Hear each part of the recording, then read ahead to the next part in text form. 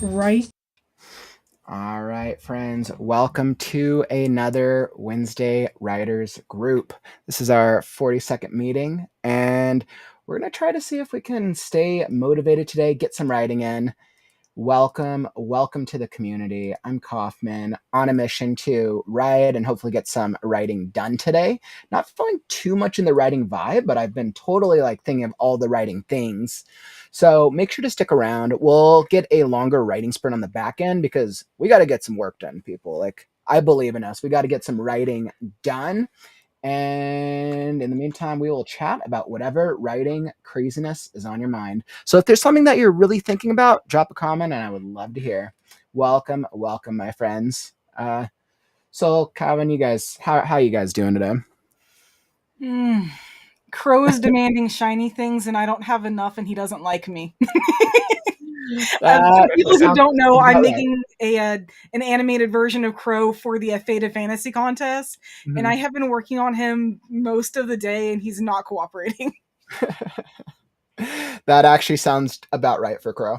It's what's interesting is he's not cooperating in his only POV chapter that I'm writing right now either.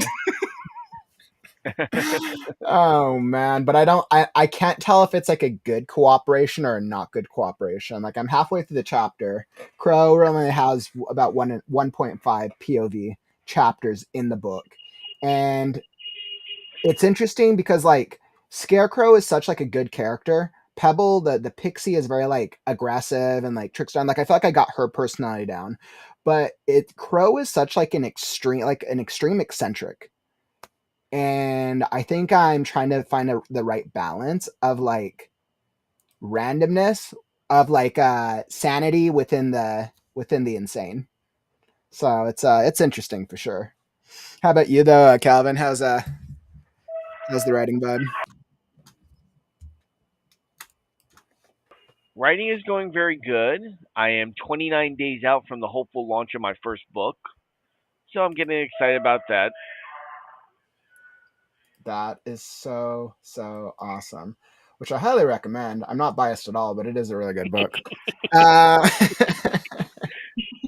but I real talk though, I do feel like anybody who's a fan of like Star Trek or you mentioned Battlestar Galactica would absolutely love the book. It's like that style, which is super cool.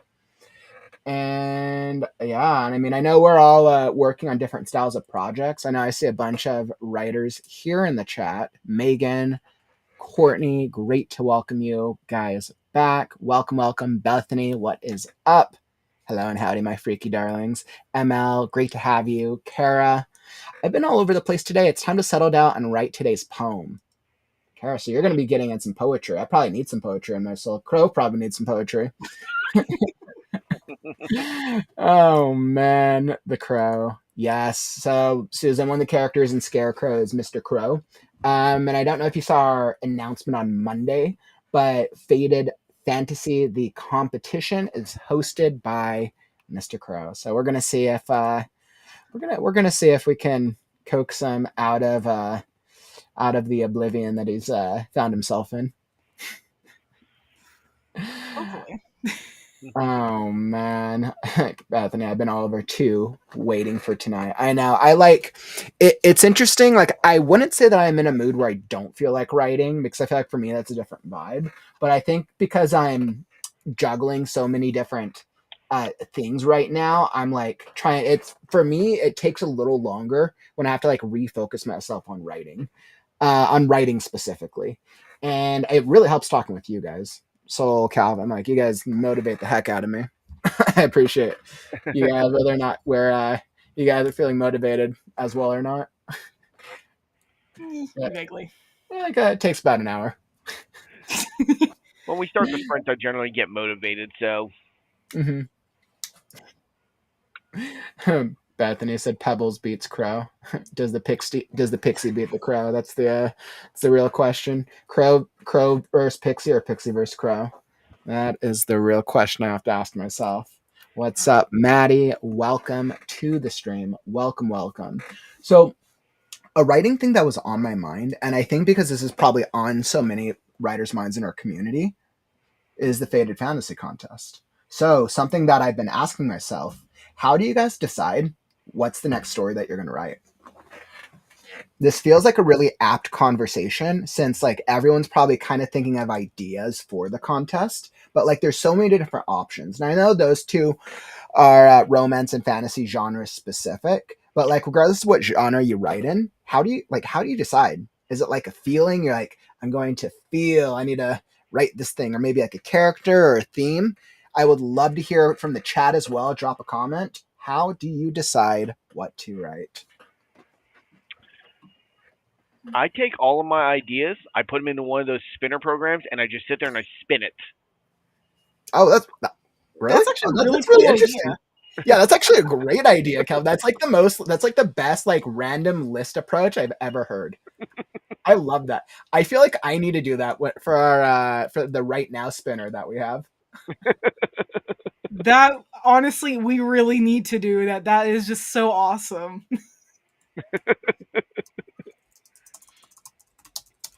I think for myself, it varies. To Haven's Edge, it was inspired by an AI chat roleplay thing I was doing.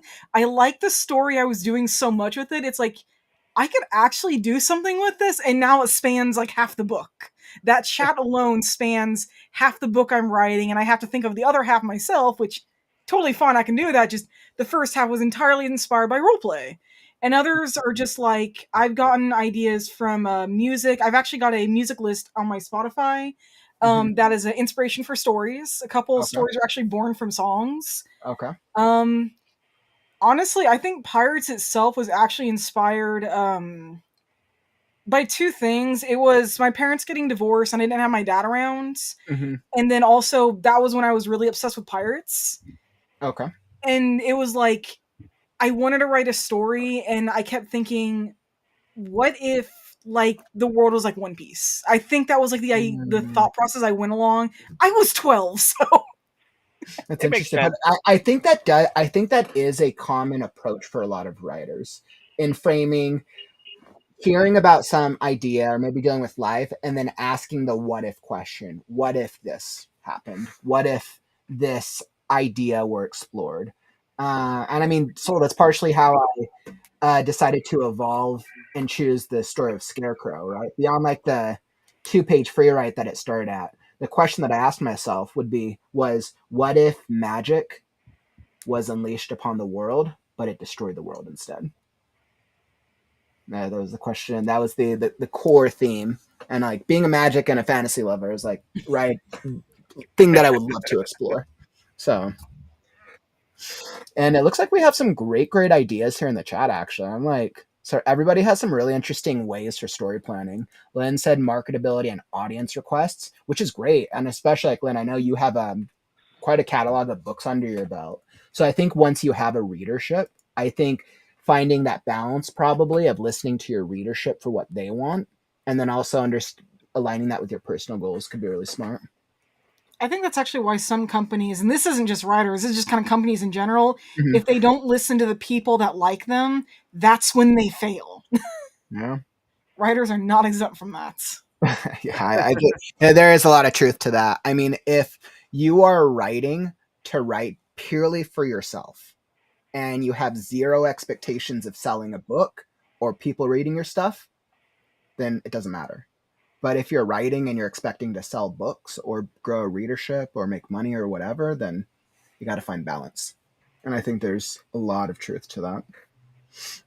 And sometimes what I see, sometimes with like writers or creatives, right? They start off true to what they're interested in and they build a readership, but then they kind of want to do something different. And then the readership or the audience doesn't follow with how they evolve. Yeah. I see that sometimes too. Maddie has a really interesting strategy. You're like, as someone who jumps from project to project, I like to write the first and last 3 pages and decide from that if it's worth pursuing. That's a really neat Yeah, idea. I actually really like Yeah. that. That's almost like writing like a brief summary in a sense because that's like opening and closing beats, and then deciding if like okay, creatively, does that feel like a good call? That's actually how I did Pirates. The Oh original yeah. ending, which actually did not change that much, was written years ago. Hmm. and I only edited it to match the story that eventually came out. That's kind of what I did. Is I wrote the ending, I wrote the scene that happens at the end, Hmm. and then I wrote the beginning, and it just kind of went from there. Yeah, no, that's actually a really neat idea. And if you know the ending you're going with, or at least a general idea, it Hmm. really helps you figure out exactly how you want your characters to get there. Hmm. I completely agree. I think that's awesome. Some of these things I never would have even thought about. People are super creative in our community. Bethany, I have a black book of ideas. Bethany, That's I'm just awesome. imagining now you have this little like black notebook and like hundreds of pages of ideas. I Not feel a like that Death would be a Note. little I too totally thought chaotic. Death Note. I did totally think Death Note, but that does crack me up. Death Note creators, can they please make a halfway decent live adaptation, please? No, Like as good as One No, Piece. Like that was as good as the One Piece one. It's so no, sad. we might get another anime adaptation that's half as good as One Piece did, but I think it's going to be a long time before another anime adaptation even reaches that level. And Yeah. that's not like slamming the people who do the adaptations. It's just more of, No, it's hard to do. It's yeah. absolutely hard to do. Oh, speaking of adaptations, who here is watching Last of Us? Is anybody else Last of Us friends? Calvin, did you? it's on my to-do list right after I finish stop binge watching the Monday Night Wars on Peacock. I've never heard of that. I have not heard of that before. It talks about the story between WCW and WWE back in the 90s and the early 2000s, which is Okay. very funny because the last time I binge watched that, I was binge watching that and Spartacus, and I ended up Hmm. coming with a Spartacus storyline Oh, based that's on the cool. Monday Neat. Night Wars. That's really cool. So it sounds like it's been super helpful for you. It is not a good idea I found to be watching TV when I'm in writer mode because then I just sit there like, ooh, that's a good idea. That's a good idea. That's a great idea. Calvin, you don't even write. You're just like going through all the ideas, It's like like a going to the hundred store ideas when you're later. hungry. Don't ever do it. Yeah, Exactly. that's such a bad idea. Such a bad idea. Oh my goodness, that's like the worst thing to do. You end up with like 20 like snacks that you don't need, and you're like, did I go there to get actual food? Actually sitting there, but I've actually found if you can actually manage to moderate yourself, if you sit Hmm. there and you're in a writing mode and like you don't know what to write and you Hmm. watch something that you enjoy, you can actually get some pretty decent ideas out of it. It's just Hmm. the trick is catching yourself before your mind gets overwhelmed and you just kind of sit there watching it like absently. Tell me Yeah, about it. that is the trick. Is like you said, is like that balance between, yay, I'm happily flying off the cliff, and oh crap, I forgot to pull the parachute. Pretty much. Oh man, Susan, by the way, great work. Like 12,000 words as in today, as of your total word Nice. count so Very far. nice. Great work, my friend. Great work. We always got to There's no celebrate stop progress. of ideas if snacks are involved. Oh yeah, no, that is totally true. Oh man. Yeah, this is actually a really interesting idea. And I really like that you brought this up. You said everyone has to know I love a good setup and payoff, and it's the most immediate. The question that I will frame back to everyone here in the community: how do we know a story has a good setup and a good payoff? If it draws you in within the first chapter. Okay.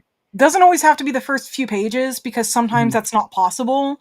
But Hmm. I think if the setup can be good in the first chapter and it Hmm. can draw you in, then yeah, no, the setup is good then. So then, when we're developing stories, how do we know when we're like thinking through this that the setup early on in the story is going to have that payoff by the end?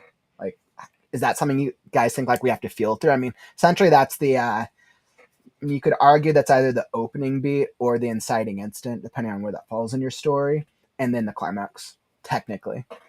I personally found with writing Burning Ember, when I was writing chapter 1, it actually felt kind of not boring or flat per se, but it was Hmm. something close to that at first. Hmm. Um, I knew what was going to happen with Kira, Kasai's mother, and Hmm. I kind of had an idea of how, but every time I read it originally, it didn't sound good, even to me, and I'm the one writing it. So I actually read it until I almost felt sick of it. Mm-hmm. And then, God, what did I do? I think, oh, yeah, no, that was about when I was rereading a Law's backstory from One Mm-hmm. Piece. Okay. And the whole cortisone issue at the end there, just for some reason that struck me, and it's like, wait, I could do something similar. It's Mm-hmm. an asshole move, but I could do something similar. And I modified it for pirates, and Mm-hmm. when I reread it, it actually worked. Mm-hmm. And I just kept rewriting it. It took like 3 or 4 times to rewrite just that specific little scene. It was like 2 paragraphs until it Mm-hmm. felt like I could reread this and never be sick of it. It might take a while, but reading it to yourself and rewriting it, at least that's what's helped me in the past. Mm-hmm. It's interesting. It's almost like you have to, yeah, with your strategy, it feels like you kind of have to read it enough till you know if you're feeling it and if it feels like it's going to be effective. Yeah, I guess part and plus also what happens with me is Kaufman, I know you're a visual learner. Mm-hmm. I can picture scenes in my head.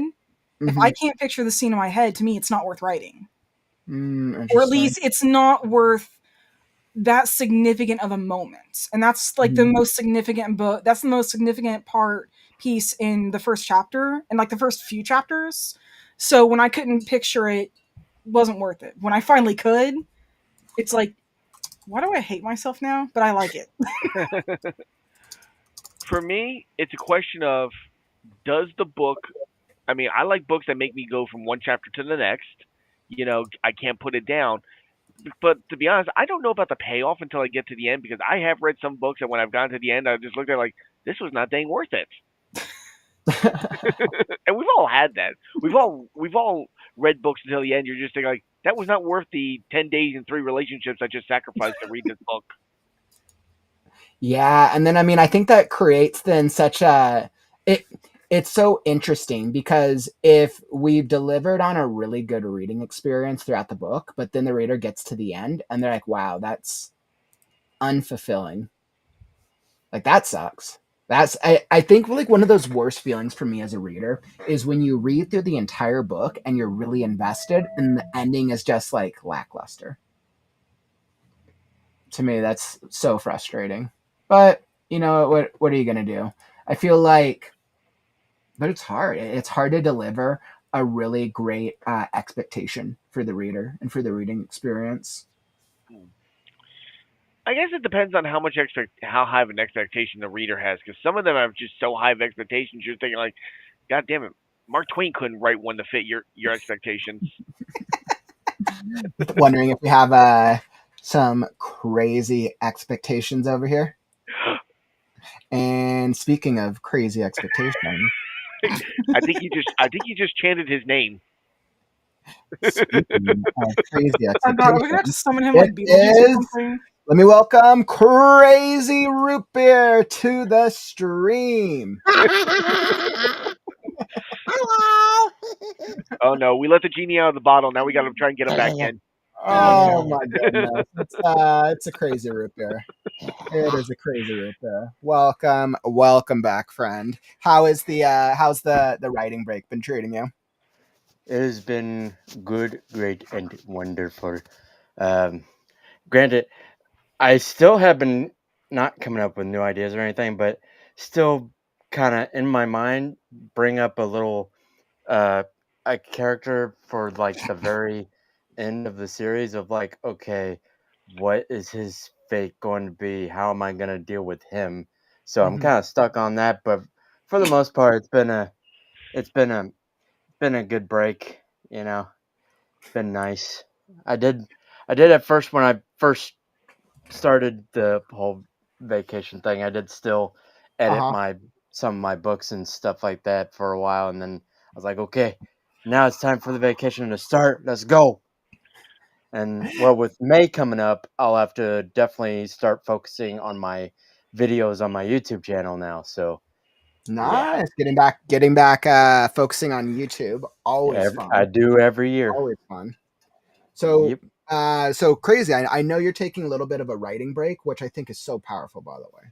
I think when we hit points in our journey, we're like, hey, I got to take a breather. I think being intentional with our time, and when you had shared, you're like, hey, I'm going to take a break and then come back. And I was like, I think that's powerful, and I believe you from when you said it. What I was wondering, because Bethany just brought this up, if we chant "Crazy Root Beer" 3 times in a row, like Beetlejuice, will you just show up whenever?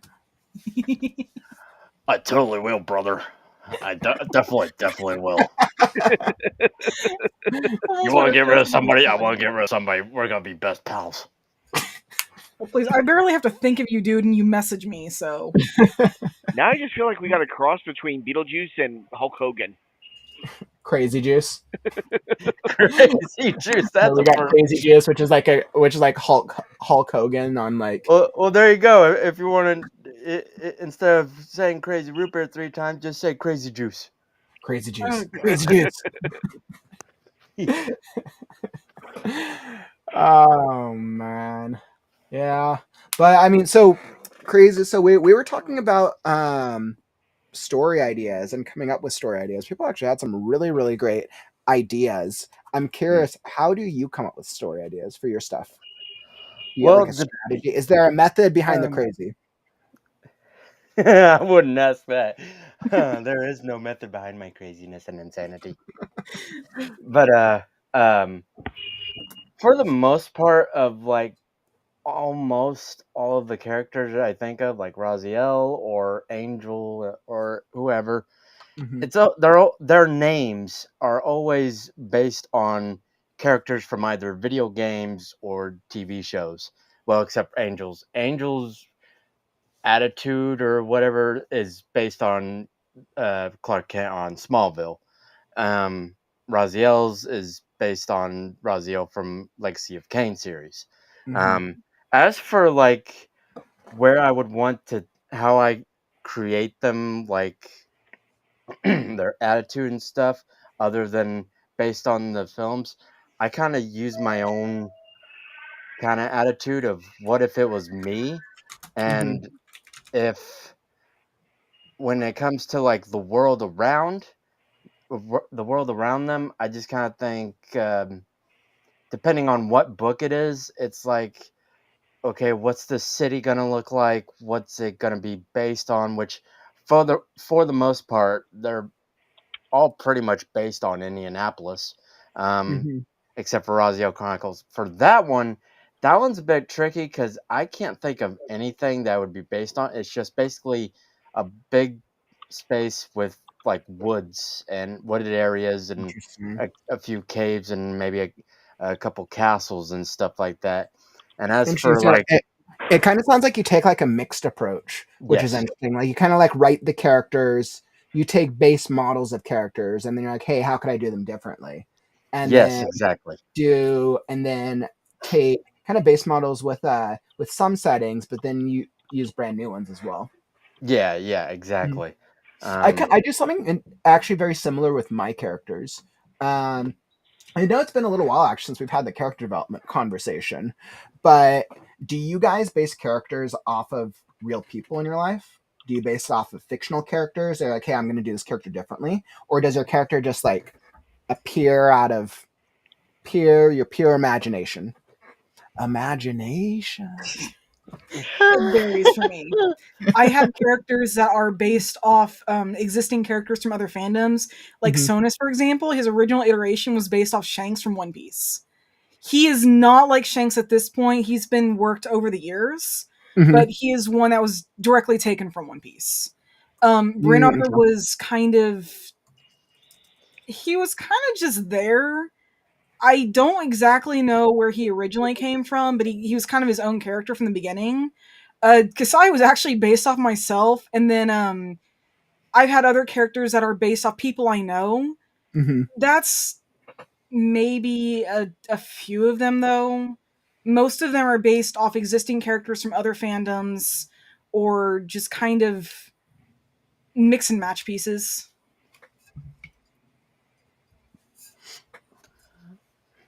Hmm. Interesting. I feel like I feel like when I'm trying to think of how I do character development, I feel like it's such a mix. Such a mix of like different approaches, and it kind of changes per story. Because I wish I could say I was like, okay, one story I do one blanket approach for characters, but I feel like it's generally I do maybe like a mix of like a completely original character concepts, and then similar to crazy what you do with like, oh, how could I do this character? Um, yeah, I try to think about some of the character, not the characters, the front facing side. I don't base off front facing characters off of like an external. Like if I was like Darth Vader, I'm not going to go create some bad guy with a lightsaber. What I do is I think of a character type and I think about their personality and I think about what their character arc is. And I ask myself, can I write that character arc? Can I subvert it and do the character arc differently? And then how can that fit the story? Um, yeah. Yeah. I was like, yeah. And then I kind of pulled from a lot of different references. I probably The, pulled from a mix of like live action, screenplays, anime, books. I mm, pulled from a lot because I'm like, well, this like collection of personality types has never been done before, and I feel like that would be an interesting world to explore with these characters. the only character that I have, I think it was, I think she's either an angel or the alien. I know, weird story titles. I'm sorry, but that's who I am. But she is uh actually based on a real person that I used to know. In fact, I think at one tiny point, probably doesn't remember, but she even met Soul. Mm-hmm. Um, it was while I was at the hospital at one time, but anyway, I based her uh, off, or based my character off of her, as because she was a good friend of mine who passed away way too soon, like months after we graduated and stuff. Um, so I'm so sorry to I, hear that. yeah, um, thank you. So I just, put her into a story and whatnot, and I think I love that. I love that. I she's wonder. I don't know if that's a thing that writers do of honoring people yeah, that exactly. passed away in character types. And she's probably the only character that I've based her on a real person. So Mm. That's really cool. Are they like a main character in your story, or are they more like a supporting character? that's a tough question. It I, depends I on want to the say kind of a genre. mix. It kind of, I'd have to probably reread my own book again, but it feels like she's kind of supporting character, Okay. the main one, but she's there, obviously. Yeah, it's really interesting. I like.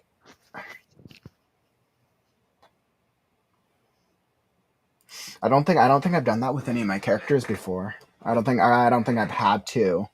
Outside of losing my grandparents' generation, I wouldn't say that I've had anyone that close that I've lost Right. personally, like within like a familial distance.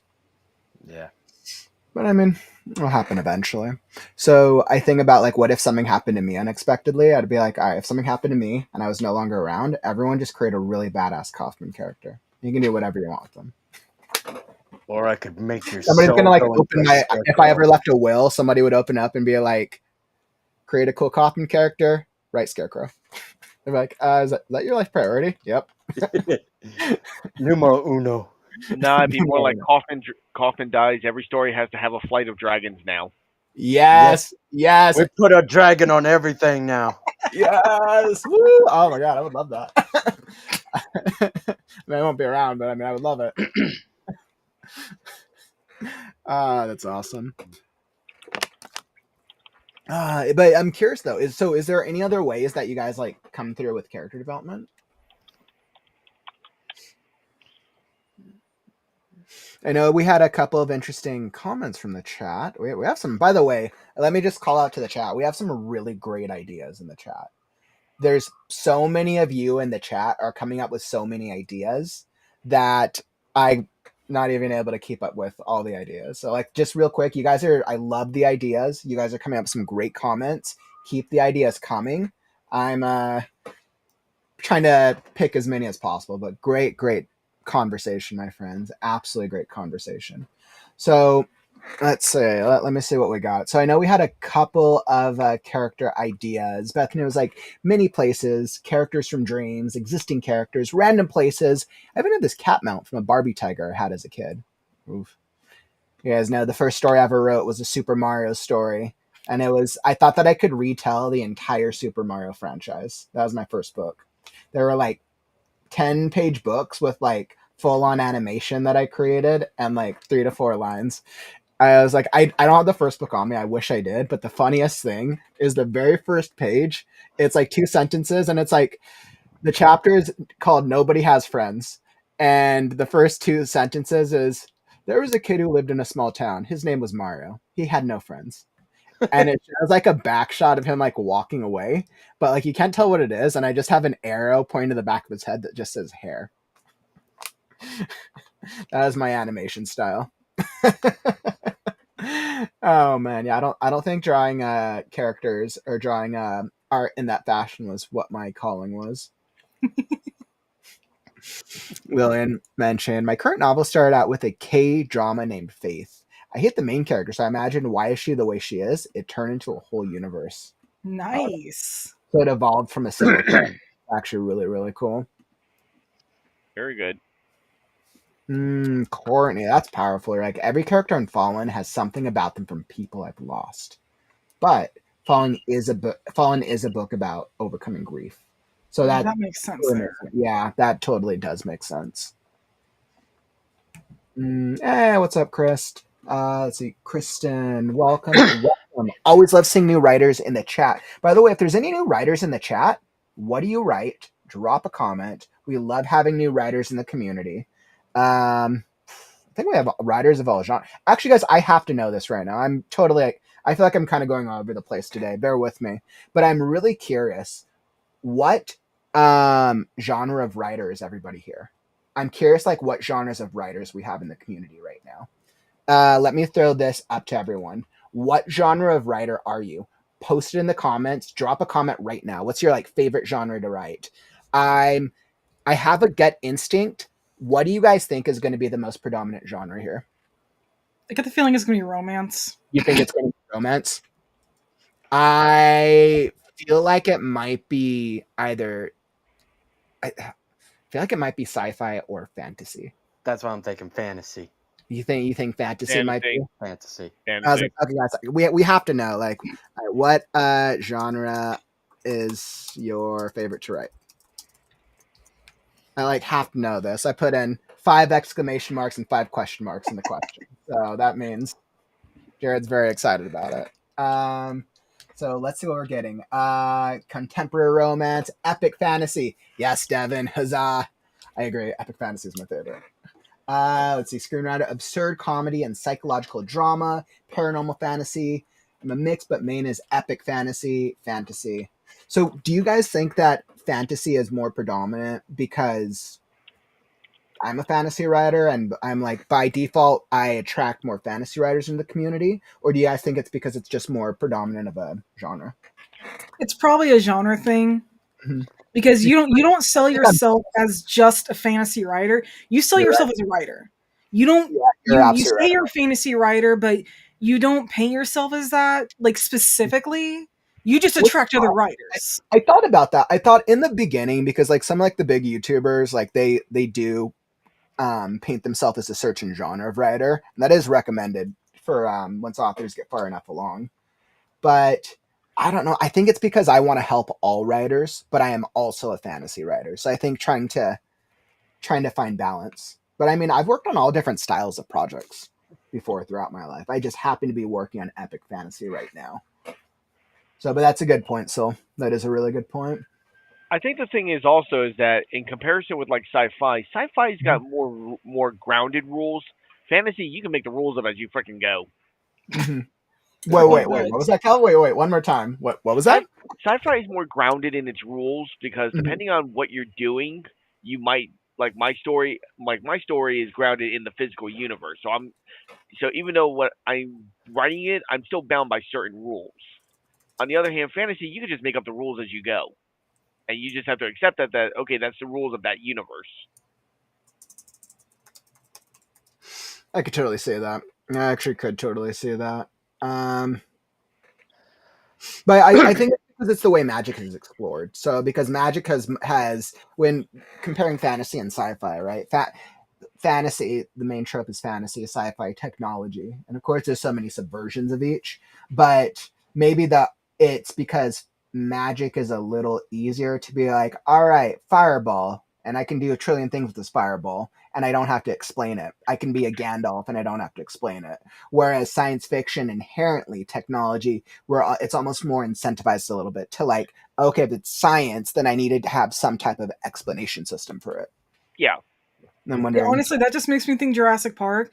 We know that they were creating dinosaurs, but it made it Mhm. so much better because Mhm. we got to see what they were doing. We actually got to see, from like the first movie that they were messing with DNA. They had that like on a Mhm. computer and everything. Yeah. And it would not have been nearly as interesting, I think, if we had not been able to see that. Yeah. I saw Lynn, you brought up a really good point. Where was it? Lynn, if I can find the comment. I saw some statistics on this recently. The percentage of fantasy in the sci-fi fantasy group is growing. I wonder if that's why sci fantasy is becoming more predominant. I wonder if sci fantasy has become more popular for the same reason that romantasy has become more popular. Two subgenres, and I don't know if it's because the subgenres are so filled with writers. So writers are like, oh, there's more ideas for branching out to the subgenres. I'm not sure. It's really good. Also, I just Mm, came up with a question from my psycho mind. okay. Which genre of book writing do you think is the one that there are no rules, you can do whatever you want and no one can complain about it? Of being like, that's not right. Like if it's sci-fi, you can just add lightsabers, just whatever you want. Or if it's fantasy, you can be like elves, have elves or however, dragons, tons of dragons. You could just galore. Just what genre Mm-hmm. makes makes it easier to just do whatever you want? I think I that's know really there's I know Wait, there's wait. still The question is, what genre are the rules not applied as yes. often? Like it's super easy to just come up with something without being all like, probably people won't think it's too fantasy like or too sci-fi like or however. You could just be like, I just put that down and people accept it. It's like, You okay, know yeah, what's really interesting is Tiara just mentioned that comment, but I actually think horror. I think the horror thriller genre does that the most that's what I of the like writing genres. about it the most. I think because they set certain rules, but then because it's so much more focused behind scares and jump scares that it doesn't always apply to the same rules Right. of the three genres. Because I feel like fantasy a lot of time, like sometimes it's explained, sometimes it's not. But I feel like there's more incentive to do world building for magic, at least more greater than not. Right. Yeah, I mean, I don't know how is what would you say the same thing about sci-fi? Yeah, like if That's you're interesting. writing sci-fi, do you think that's also one that you can be like, oh, I can just do whatever I want, Hmm. and no one will be like, oh, that's not real sci-fi. Like that's kind of too made up to be sci-fi, or something like that. I, Like, I could totally say what Lynn just said. Experimental lit prose. I was yeah, like that. Yeah, I think a lot of like experimental genres for sure, absolutely, because they're yeah, trying new things. yeah, well, not only that, when you start trying to decide what is sci-fi and what is fantasy, you start falling into the Star Wars dilemma. This the Star Wars dilemma. Star Wars is a science fiction genre. Star true, Wars is science true. fiction. I'm gonna die on Yes, that sword, Calvin. Star Wars is science fiction. That is true. There And is when you no world where I can think Star Wars is fantasy. and Kaufman, when you die, I'm going to etch on your tombstone Star Wars is a fantasy. And put a dragon on it. I Yes. understand. Yes. If anyone defiles my tombstone, as long as there's a dragon, everyone can go for it. It has to be a really cool dragon. And that is the law. There's just going to be live stream proof. I'm on camera now, so like now Yep. everybody knows. Yep. Unless you someday delete this before you pass so that no one knows. So that's Once you not put something allowed. online, it exists in perpetuity. Oh, darn. Well, you're screwed then. By the way, so there's two things. So Bethany did pose actually a good question to us. She wanted to ask us what author inspired us to be writers. But so I'm gonna let you guys permeate on that one for just a moment because I want to do a quick shout out because I know we have a couple of new writers in the community, and I want to call. Oh, I need a screen share. I want to call out our huge upcoming event, the Faded Fantasy Fiction Contest, because it's so big. This is going to be our next trademark event, and I want everybody to know about it. Okay, so they're not just looking at a random blank screen. There we go, perfect. So guys, the next trademark event that we are putting together is the Faded Fantasy Fiction Contest. Like anybody who loves fantasy, romance, this is your contest. Flash fiction. This is actually going to be a chance for everybody to be able to win. You're going to be able to win awards. You're going to be able to get an author credit. Like, guys, this was what happened during the Halloween contest, Freaky Friday. These are all authors who made it as semifinalists. So you're going to be able to get an author credit just by becoming a semifinalist for this contest. I like to say that everything that we do, this is a contest for writers. The anthology is a book for writers. So there's that. And then we're going to be introducing a brand new feature for a face-off for the finalists. So there's going to be gift cards for the winners, and everyone's getting professional feedback. So I want to do this real quick. And of course, so if we're lucky, we'll be able to coax Mr. Crow. He better freaking listen before long. Crow! I'm like, all right, guys, who can do the best crow impression? We'll need some talents when the contest gets closer. Oh, Oh my goodness. So I wanted to do a quick call out for that because I know I'm super excited for Faded Fantasy. I know we have a lot of writers who are as well. I see Maddie's asking word count. We're going to be revealing that next Monday, my friend. Sorry, I tried that already. The reason I'm waiting to reveal word count and specific detailed the submission guideline because we want it to be fair for everyone. So everybody on the same day on next Monday, April 21st, guys, it's literally less than 5 days away. It's 5 days from now. Literally 5 days, the submission's open, the rest of the guidelines open, and everyone can start on the same page. Everybody gets a month. And I feel like that creates a fair experience. Mm-hmm. I really care, and I know the other collaborators as well, so included. We all really care about delivering a fair experience for all the writers involved, regardless of what genre you write in. It's going to be fair for both genres. It's going to be super fun. I want everyone to feel empowered by the experience, whether or not you win or whether or not you just get into the contest. I want it to be empowering.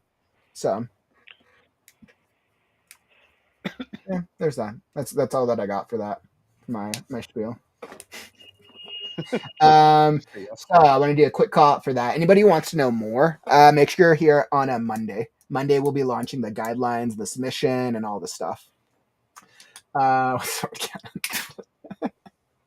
Bethany, we'll be revealing it on Monday. We will be revealing it on Monday. But the things that people do know is that your stories are going to be judged on genre, story, readability, and theme. Those are the 4 elements that every story will be judged on.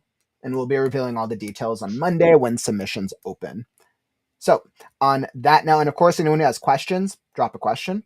We'll also have we also open up the Faded Fantasy channel in the Discord. So anybody who wants to talk about it or ask more questions, or who wants to know more, like drop the questions. We'll make sure that we'll answer all of them, and we'll get everything. We'll make sure everyone knows what's up, especially by next Monday. So with that being said, I know Bethany had asked a great question. Which author inspired you guys? Which author inspired you guys to write? I mean, mine was probably Token. Mine was probably Lord of the Rings. Maybe Wheel of Time, actually. Maybe Robert Jordan Wheel of Time. I mean, that was one of my first like major like love for fantasy series, for epic fantasy. I think for me, it'd be a cross between Aaron Hunter was a big inspiration. I studied Aaron Hunter's books, the Warrior series. Mm-hmm.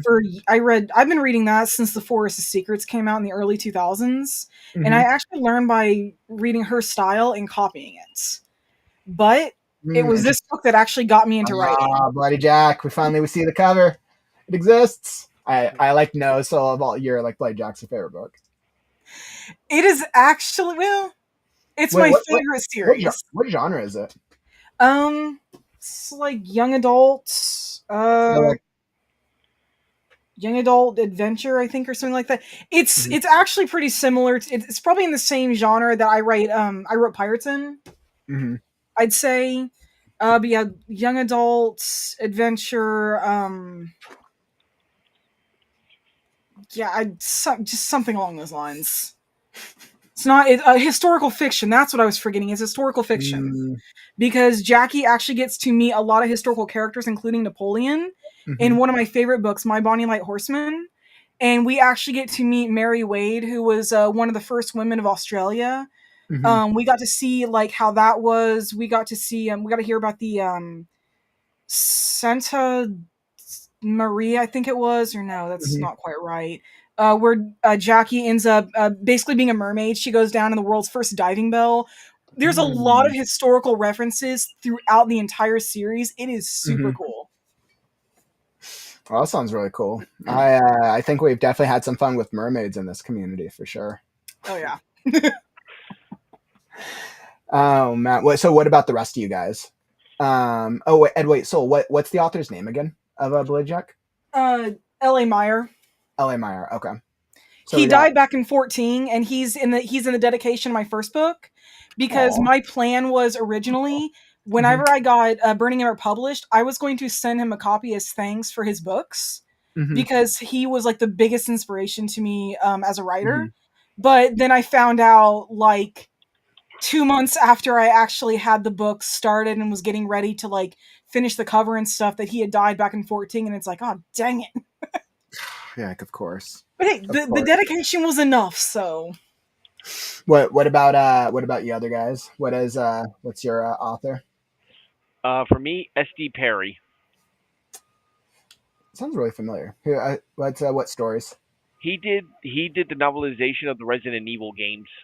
Ah, that's why it sounds familiar. Resident Evil is a great franchise, by the way. I wish all the movies were able to pull it off, but Resident Evil is great. Yes, yes, it was. And S.D. Perry did a really good job of what it was. Is like the odd number novels were mostly based on the games, but the even Mhm. number novels were actually like his own original works based on the games, almost like side stories and stuff. Really? Yeah, they were really good. That's really Calamine cool. Cal- Calamine Cove featured a lot of shooting zombies. That is so cool. Can only hope that my when things are made for me eventually, that I'll know some cool game designers who want to create games out of Scarecrow. I hope I know some in the community eventually.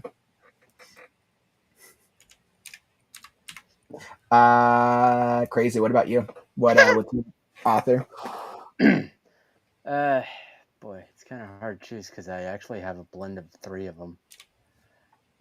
Three of a blend of three favorites. Yes. Ooh. Should I just go with one or go with three or what do you want? Go with all of them. Let's hear them. do it.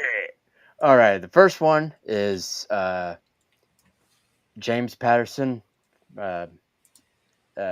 from the dang it, I know I had the book. Maximum Ride. There we go.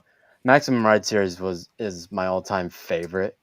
And then there's R.L. Stein, the Ooh, Goosebumps Arleston's a good one. alone. Absolutely, I Yeah. loved Goosebumps when I was younger. I was like, Yes. absolutely. Hmm. Even watched the TV series when I was a kid. Loved it. Um. Uh. Yeah, I loved watching all those like young teen like thriller horror. I was like, I Yeah. remember Goosebumps, Are You Afraid of the Dark? There's a couple other ones. Those are fun. I especially loved the Haunted Mask. That's pretty much a lot of people's favorite, which I agree. The Haunted Mask. Um. And Stephen King. Um. So you can definitely see why I like horror the most. Because of those two. But James Patterson made me want to write in the first place. And as for really finding my scary element was Stephen King and R.L. Stein. But Hmm. with the mix of in this series that I've been working on for a few months, except for the taking time off and stuff, has been a mix of horror and adventure and action, that kind of thing. But after I'm done with it, it'll be more just horror books. Okay. So kind of And make really going all in on the scares and the thrills of it. yes, I've even got a book series already planned. Two of them are almost done. One of them, which I wrote with, um, hold on a sec. Like with the thing. Yeah. While you're thinking of that, Devin mentioned Patricia C. Reed. I was like, don't know. I don't know who Patricia who they wrote. Name sounds familiar. Animorphs. Oh yeah, I remember reading Animorphs. I actually think I read Animorphs around the same time I read a series of unfortunate events. I think series of Apparently, unfortunate she events is like, wrote a lot of dragon books, dude. hey, well, Devin, you know my style then. uh, But nice. yeah, I did read a couple books of series of unfortunate events. I did like those. I Um, like how uh, I think because his style was so unique. I think yeah, because it was like such like a strange world with such like a bad thing happening to such young characters, and I think that wasn't hadn't really been done to that extent before. yeah, and Yeah, I, that's an interesting one actually. but yeah, my first bleh, the horror series that I have planned. Two of them are already almost done, and one of them I wrote with Penelope. Um, which Ooh, that's she, exciting. yeah, both of us did about a little more than half the book, and then the Hmm. rest she's leaving to me. But yeah, it was a lot of fun writing with her, um, and it was interesting and very fun. So I can't wait to finish it and stuff when I'm back off break and whatnot. But Hmm. after my other two series are done, then I'll focus more on this one. Fear's Grip is what it will be called. That actually totally makes sense. That Yeah. totally makes sense. So I think that brings the conversation around to a great question of what's the next project everyone's about to work on. Like, guys, we're gonna hop into a writing sprint in a few minutes. And when we start thinking about like writing, what's like the thing that we're super excited about? I'm curious. I mean, I'm only excited about scarecrows and crows and dragons. So, what about the rest of you guys? That's almost leading to a joke. There's a scarecrow, a crow, and a dragon in a bar. who's uh, who's uh, who's the scared crow first? I was like, all right, comedy is not a strong suit. I'm just working on a fan fiction tonight. I was working on Raging Inferno. I've almost got the Mhm. first chapter done, Okay. but I need to figure out what I'm doing with the other point of view, because there is a second point of view, just like the second book. Wow. Okay. That sounds super cool. That sounds fun. Oh yeah, no, it's gonna be a lot of fun. This book is like really dark already. Join the Oh dark man. side. So, by the way, was the fan fiction conversation we had over the weekend, was that helpful for you? Because we That had a few. was really cool. I almost missed that. I By was the way, able to anybody. listen to most of it, and yeah, she made a lot of Mhm, good points. It's a mhm, good start for a lot of writers. It's mhm. good practice, and well, yeah, you can definitely improve yourself just by doing that alone. Yeah, anybody who missed out, our podcast episode this past Sunday was about fan fiction, and an author who's done like a lot of published fan fiction.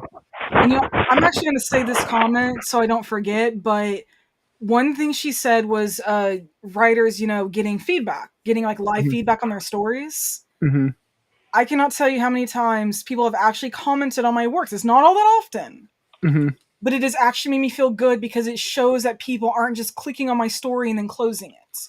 I've actually had Aw, people actually said they are waiting for me to continue something. aw. And I actually messaged one of my favorite fanfiction authors this past fall. Mhm, She could not believe somebody actually messaged her mhm, asking about if she was going to finish a story or not. She did not realize that her story had been that popular. And I felt mhm. really glad that I reached out to her because it's a really good fan fiction.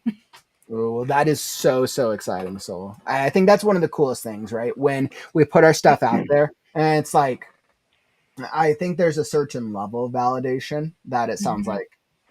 That's super cool. Even if it's just simply like AO3's like kudos system where it just says, "Hey, good Mhm, job." Even mhm. that is enough. And I get an email every morning that at least one person has liked one of my stories. And it's like, Aw, yes, that is enough. that's so cool, and that's especially exciting as you're working towards launching the second one. Oh yeah. Hmm. Crazy. I know you're on a writing break right now. Yes. Um, let's see, Calvin. What are you looking forward to? I'm gonna work some more on Storm 2 tonight for the first time in a few days, actually. Oh, good for you. Good for you. That's super exciting. I'm gonna try to see if I can push myself into this crow soon, as I'm trying to get into it. So I'm going to queue up the writing sprint stuff. But let's see. Actually, let's go this screen. I changed my mind. So I'm going to queue up the writing sprint, and that is not fun. That is not what we want. Wrong screen. So I'm going to queue up the writing sprint and see if I can actually share the correct screen. We will find out. Kaufman is capable. Maybe. Oh, that figures out. Okay.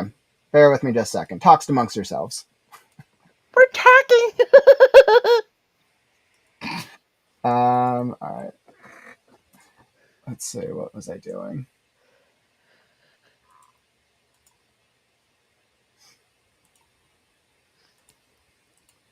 Crow like literally has my brain scrambled. I cannot figure out which fanfiction to actually work on.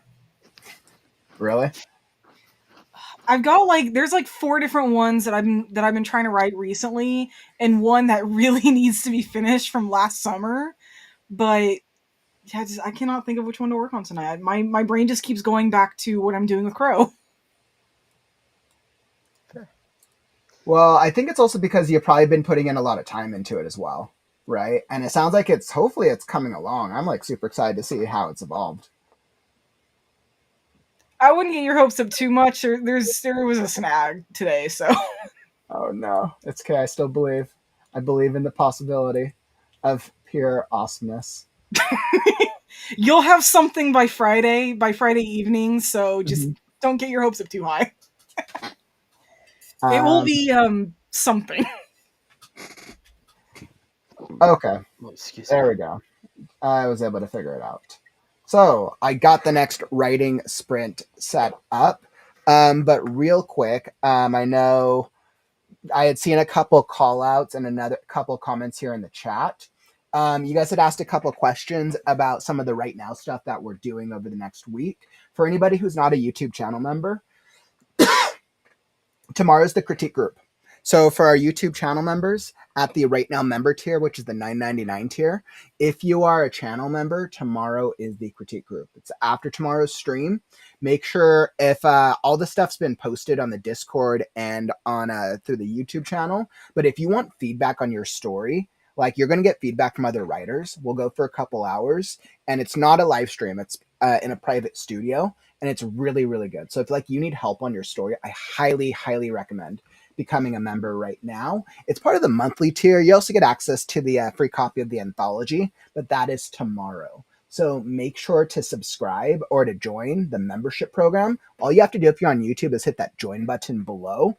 It's also linked down in the YouTube description as well, if you're not already a Right Now member tier. And if maybe you just want to support the community, $5 tier gets you the icons, the emojis, and then access to the members only streams. So that's always also another thing. And then we also have the story and critiques show is this Saturday. So you're like, hey, you know what? I need feedback, but I'm broke. Totally all right. The story and critique show is a great way to be able to get free feedback on your story. So like submit now. I don't know how many submissions I have, and I'm going to try to get through as many as I can. The submission link for the story and critique stream is down in the YouTube description. It's completely free to do that. I will do a live reading, which sometimes they're pretty entertaining, and then a live critique. That is pretty similar to an alpha reading. So make sure, I wanted to bring both those up since they're both right around the corner. And then next Monday is the update stream for Faded Fantasy. So a couple things on my mind. Now, with that being said, if you're enjoying the stream, follow and subscribe. We're here every day with the Right Now community. Clearly, we have a lot going on. We clearly have a lot going on with the community. So make sure to tap that follow or subscribe button, and you'll be alerted when we go live. Okay. And on that note, let's write. So we're going to get some writing in. We're going to do a little bit, we're going to be doing some writing sprint or a writing sprint. Instead of doing multiple, we're going to do one long writing sprint. So whether, and I think everything's all set. We're all working on some of our stuff. I was like, let's do that. So we're all working on some of our stuff, and I'm all set up with the music. So we're going to do 45 minutes. Come join us, whether you are brainstorming, writing, editing, revising, author branding, or maybe you're just procrastinating. Come hang out with us because it's time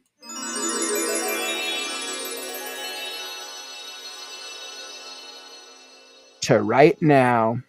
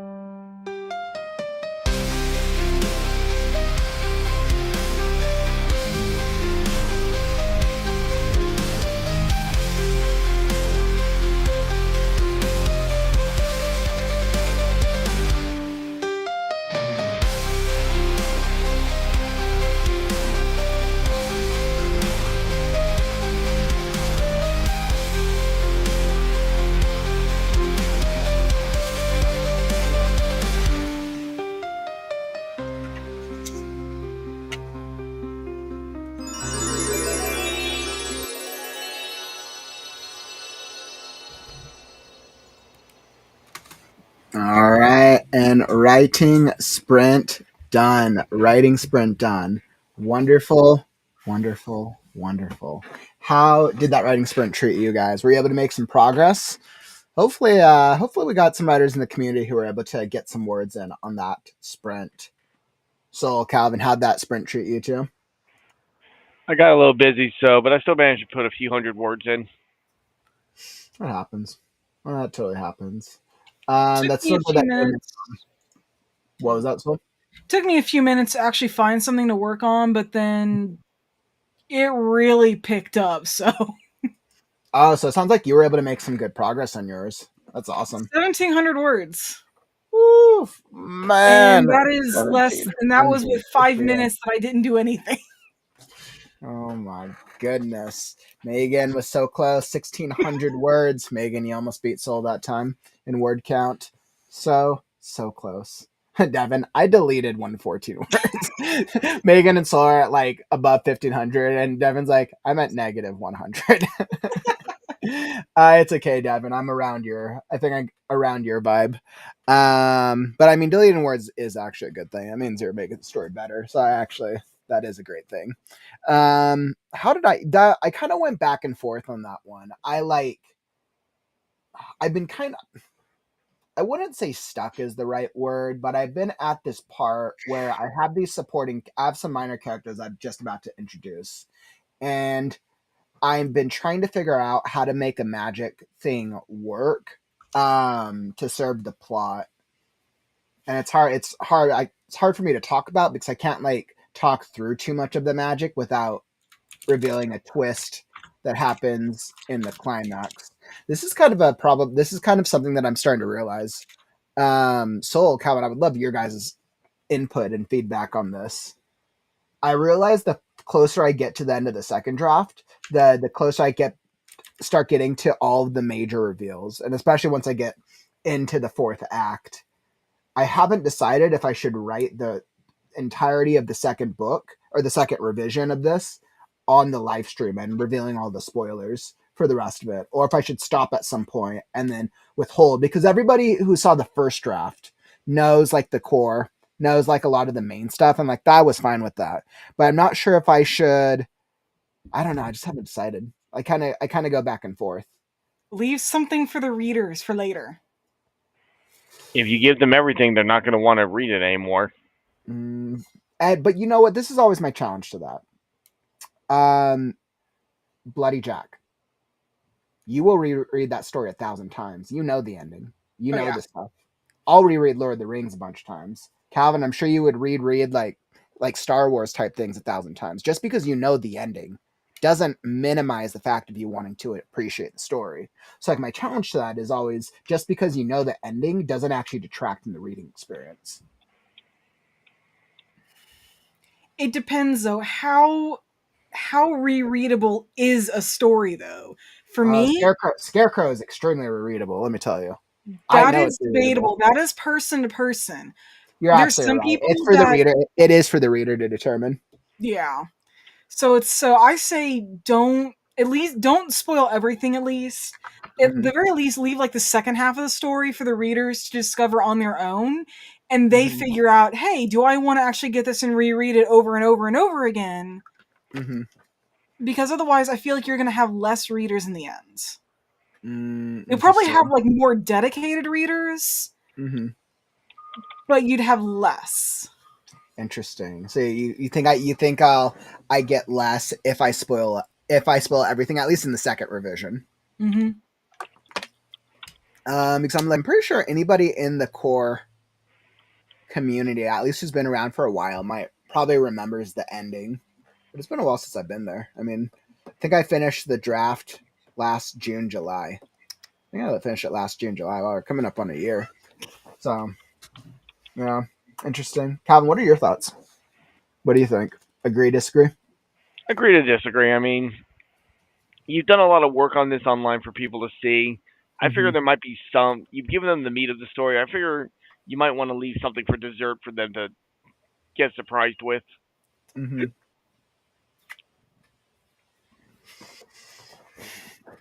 I know that I know specific chapters that will be actually specific to the non-live stream will actually be the epilogue chapters. There's actually going to be like the way I'm looking at it is there's going to be like secret endings outside outside of the core story that I think will be an incentive. But I don't know if that's enough. So I kind of go back and forth. I appreciate your guys' thoughts. It looked like Soul Crow wanted to come help you write a little bit. Yep. Crow felt your disparage journey with Crow today, so this Crow's being a resource. Yeah, he's been just a really big baby lately, so and he's probably not happy because my door was actually the door to my studio was shut for a good while. Oh man. Well, I feel like we've definitely had some good stuff going on. I feel like we've actually had a really great conversation today. Let's see. I missed some. It looks like some other people got some other writers here in the community got some good words in the stream. Jack, by the way, I saw you hop in a few minutes ago. Always a pleasure to have you in here. Let's see. Courtney, 824 words of this practice flash. So I've been almost done with the first draft. Good for you. Good for you. I know Courtney's practicing some flash fiction. I was like, flash fiction is its own skill set for sure, my friend. Like flash fiction is definitely its own skill set. I think what we learned, all the writers learned from the last competition, is that if you haven't done flash fiction before, it can feel limiting because usually you have a story and then you almost want to start telling more of the story, but you end Yeah. up being limited by the word count. Maybe I'll do a workshop actually. You know what? In May, I'll probably do a workshop at some point for to help writers with developing flash fiction. Yeah, I'll do that. That's probably a good idea. Uh, that's like every writer's dilemma. Replacing like said word, like replacing words like that. Pronouns is a big one for writers. Trying to find suitable replacements. So to improve the variety of word choice.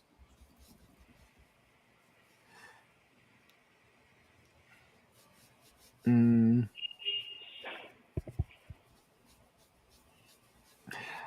All right, my friends. Well, I feel like we've had some good conversations today. I think I'm at a good point. Um, yeah. So Calvin, I appreciate you guys joining today Yeah. as normal. It's Never a been problem. it's been great having you. So I know you've gone every meeting with me, which has been amazing. Calvin, it's been great having you this year. Really, really a pleasure, my friend. I feel like we're like trying to motivate each other to get through those rounds of our books. Yeah, we kind of are in a way, aren't we? Mm-hmm. And everyone here in the community, it's been such a great conversation. I feel like I feel like I had ping pong back and forth between a number of them today. but I feel motivated. And I actually finally solved, because of our character conversation earlier, I feel I was able to solve a character problem that I've been dealing with. Ooh, So nice. I'm actually really happy with that. But on that note, I think that's all that I got for you today, my friends. It's been a great Right Now writers meeting. I will be back tomorrow with another writing sprint stream. Let's see, tomorrow is Thursday. Yep, so it's later sprint streams this week. So Thursday, I'll be back at 3:30 p.m. Pacific, 6:30 p.m. Eastern. I'll be here. Come join us for some more writing. So Calvin, hopefully I'll see you guys next week. Yep. Yep. Crow, hopefully you join us as well. You're like, which crow? Maybe there'll be two crows. A tale of two crows. Which one is the scared crow? All right, my friends. Thanks all for joining. That's all I got. I'm Kaufman, and this is Chat Soul and Crow. and this Calvin? is excellent. And we'll catch you on the next stream. Right now. Right now. Right now. Right now. Right now. Because it's time to write now.